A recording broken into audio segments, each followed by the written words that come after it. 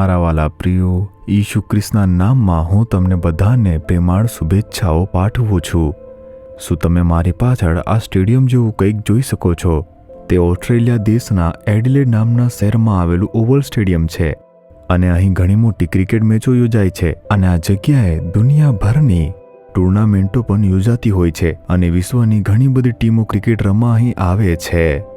તેઓએ આજુબાજુનું વાતાવરણ સુંદર રીતે બનાવ્યું છે. તમે જોઈ શકો છો ને કેટલું સુંદર વાતાવરણ છે અને અહીં લીલાછમ તેવા ઘાસ છે અને ઘણા બધા વૃક્ષો પણ આવેલા છે અને આપણે આ જગ્યાએ પ્રભુની રચનાઓ અને ઘણા આશીર્વાદો ભરપૂર રીતે જોઈ શકીએ છીએ. ઠીક છે, પ્રભુ મને આજે કયું વચન કહે છે એમ વિચારો છો? શું આપણે આ મહિનાના છેલ્લા દિવસે આવી નથી ગયા?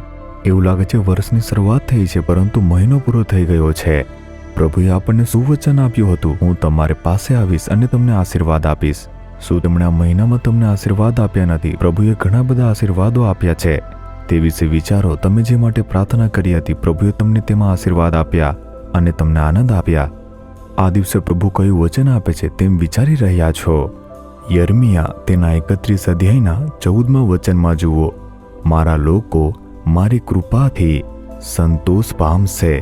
પ્રભુ કહે છે, હું તમને આશીર્વાદથી તૃપ્ત કરીશ. એ પ્રભુની ઈચ્છા છે, સંતોષ સાથે આશીર્વાદ. હું એક ભાઈને ઓળખું છું. તેણે કહ્યું કે હું હોસ્ટેલમાં રહીને જ્યારે અભ્યાસ કરતો હતો અને તે જે હોસ્ટેલમાં રહેતો હતો તે અનાથ બાળકો માટેની એક હોસ્ટેલ હતી. તે સમયે જ્યારે હું શાળામાં ભણતો એક નાનો છોકરો હતો. તેઓ અમને ભોજન આપતા. તેઓ એકને માત્ર 3 ઇડલી આપતા હતા. તેઓ ચટણી આપતા અને સંભાર આપતા જે ખૂબ જ સ્વાદિષ્ટ હતી, પરંતુ તેનાથી વધુ નહીં મળે. અમે જોઈશું કે અમને 2 થી વધુ ઇડલી મળશે કે નહીં. ન મળતી અસંતુષ્ટ સ્થિતિ અને હું ઊભો હતો. હું તે બધા વિશે વિચારું છું. હું તે દિવસે ખાવા માંગતો હતો પરંતુ અમે લોકો અસંતુષ્ટ હતા. અમને અસંતુષ્ટ સ્થિતિમાં છોડી દેવામાં આવ્યા. કંઈ કર્યું નહીં. તેઓએ સંતોષકારક માટે કંઈ ન કર્યું હતું, પરંતુ ઈસુ ખ્રિસ્તે લોકોને ખવડાવ્યું અને જ્યારે તેમણે 5 રોટલી 2 માછલી તોડી 5000 પુરુષોને ખવડાવી. જો સ્ત્રીઓ નાના બાળકોને ધ્યાનમાં લઈએ, ત્યાં 20,000થી પણ વધુ લોકો હોવા જોઈએ. તે દરેકે પેટ ભરીને ખાધું અને બાકીનું ટોપલીમાં ભેગું કર્યું. આપણે તે વચનમાં જોઈએ છીએ.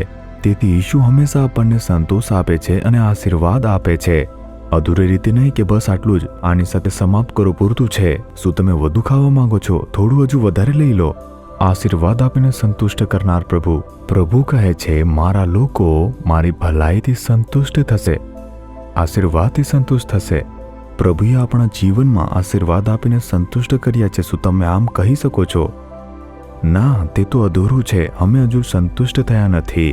તેમણે અમને થોડો જ આશીર્વાદ આપ્યો છે, બસ આટલું. શું તમે આવી સ્થિતિમાં છો? આ જે બાબત છે તે સારી છે, પરંતુ તેમાં કોઈ આશીર્વાદ નથી. આ બાબતમાં સમસ્યાઓ છે. શું તમારી પાસે અમુક ક્ષેત્રોમાં ઘણા બધા આશીર્વાદોનો અભાવ છે? ઈસુ તમને આશીર્વાદથી સંતુષ્ટ કરનાર પ્રભુ છે.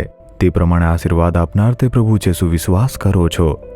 એટલા માટે તેમણે પોતાને આપણા માટે બલિદાન તરીકે આપી દીધા. તેમણે આપણને આશીર્વાદ આપવા માટે પોતાનું સમર્પણ કર્યું છે. તેથી પહેલા તમારે વિશ્વાસ કરવો પડશે, એમ જ કોઈ પણ રીતે નહીં.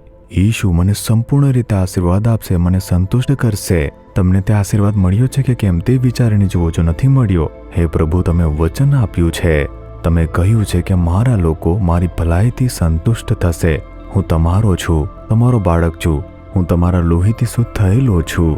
હું આશીર્વાદથી સંતુષ્ટ થવા માંગુ છું. પ્રભુ, તમારા વચન પ્રમાણે મને આશીર્વાદ આપો. આમ કહો. તે આશીર્વાદ આજે પૂર્ણ થશે. શું પ્રાર્થના કરીએ? કહો કે હે પ્રભુ, હું તમારો બાળક છું. હું તમારા લોહીથી શુદ્ધ થયેલો છું. હું તમને અનુસરું છું. તમે મારા પ્રભુ છો. તમે મને વચન આપ્યું છે કે હું તમને ભલાઈથી સંતુષ્ટ કરીશ.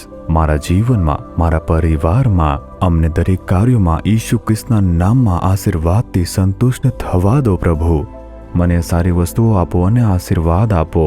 હું આજે તેને સ્વીકારું છું અને વિશ્વાસ કરું છું.